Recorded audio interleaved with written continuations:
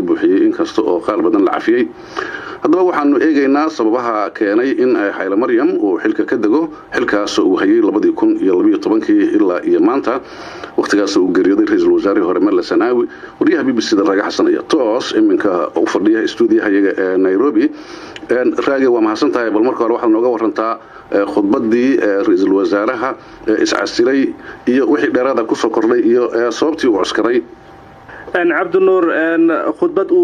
رئيس وزراء كجدي تلفزيون كدولة أيها وحنا كشجع إنه رجينا ينعس عزلات دي سايق عنك جيسون تون تحال كلور هذين يا حسيلون الدرجة هاتن كتاعن دلك إثيوبيا وحاول شجع ينعس عزلات دي سوار كأنه قريب وين أي كتاع دبها بنت لغو سمعنا يا دلك عسي أو سلوغو صوت بالا يوري نبت بوحدة إسقى شجع ينعس عزلات دي سوار كأنت عسي أي قريب مهم كتاع جارهان سي nabad buuxda buu loogu soo dabaal lahay dalkan oo marka la eego dhinaca dhaqaalaha bariga Afrika kan korin ahaan ugu balaaran isagoo arrimahaasi ka hadlaya ra'iisul wasaare Hayle Maryam Dasalaamin waxa uu yiri ihadagna mangist baahul waqt waxaan rumaysnahay in baarlamaanka Itoobiya uu iga aqbali doono iscasilaadayda sababta ugu weyn ee aan u soo gudbiyay iscasilaada waa aaminsanaantayda inaan qayb ka noqdo xalka si loo helo nabad waarta iyo dimuqraadiyad aan liiqliiqan ee wadankeena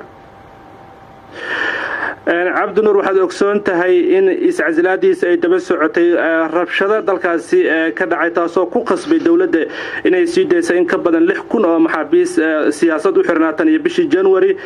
boqolaal qof ayaana ku dhintay rabshadahaasi oo bilowday sanadii 2015 oo ka bilowday inta badan gobolada ugu dadka badan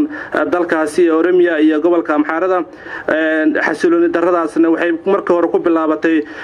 diidmo ay dadkaasi diidnaayeen qorshe ay dawladda ku ballaarinaysa caasimadda Addis Ababa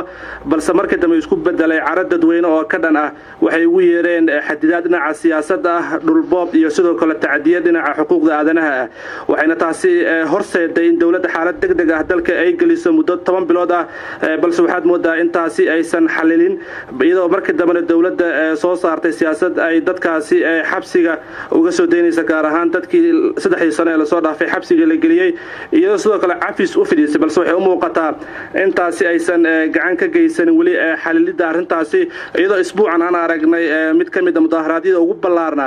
oo ka dhacay goboladaasi gaar ahaan caasimadda Addis Ababa oo in ka badan 10 qof ay ku dhinteen waxayna u muuqataa Cabdi Nuur inuu xoogaa jiray kala qaybsanaan xisbiga talada dalkaasi hayo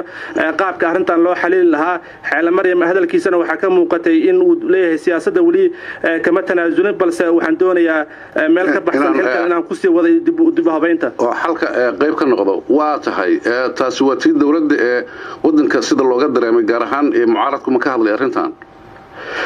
mucaaradka ayaa durbaba arinta ka jawaabay waxaad moodaa in arintan ay soo dhaweeyeen balse ay leeyihiin arinta wali fari kama qodno Gatana Balja oo ah gudoomiye ku xigeenka mid kamid ah xisaabta mucaaradka xisbiga loo yaqaan Blue Party ayaa waxa uu sheegay in tani ay ahayd mudaharaad ay dadka sameeyeen mid ku khasabtay ra'iisul wasaaraha inuu iscasilo balse waxa uu sheegay in taasi tahay bilow oo loo baahan yahay mas'uuliyiin kalena in ay arintan ku daydaan ra'iisul wasaaraha uu sameeyay awoodana dib loogu soo celiyo sidoo hadalka u dhigay dadweynaha waxaanu ku tilmaamay inuu war aad u wanaagsan